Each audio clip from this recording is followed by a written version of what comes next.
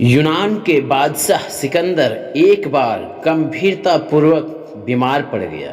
उनकी सेवा में उनका खास विश्वासी सेवक फिलिप अक्सर रहा करता था और फिलिप उनकी दवाई अपने हाथों से बना कर देते थे। इसलिए सिकंदर को सबसे अधिक विश्वास फिलिप के ऊपर था। और हुआ भी उस दिन फिलिप दवाई लाने के लिए बाहर गए सिकंदर के। लेकिन इस बीच सिकंदर को अपने एक अन्य अधिकारी का गुप्त पत्र मिला, जिसमें लिखा था फारस के बादशाह ने आपको दवा के बहाने विष देकर मारने का प्लान बनाया है और इस काम के लिए फिलिप को आधा राज्य और राजकुमारी की डोली देने का वचन दिया है। सिकंदर ने वह पत्र गौर से पढ़कर शांतिपूर्वक तकिए के नीचे दबाकर लेट गया।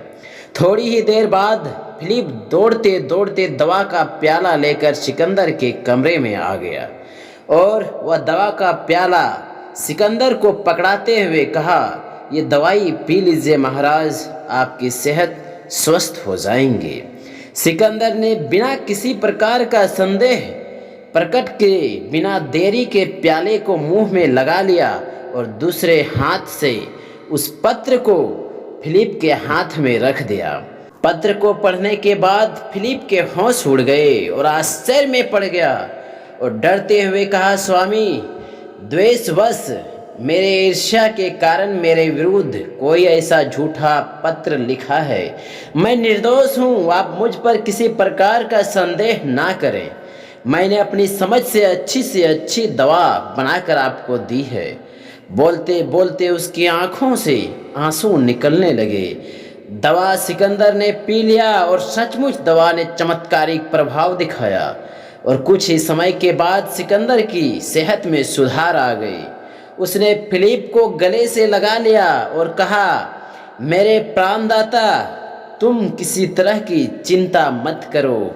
यदि मुझे अविश्वास होता, तुम पर भरोसा नहीं होता, तो दवा पीता ही नहीं, क्योंकि यह पत्र दवा से पहले ही मुझे मिल चुका था।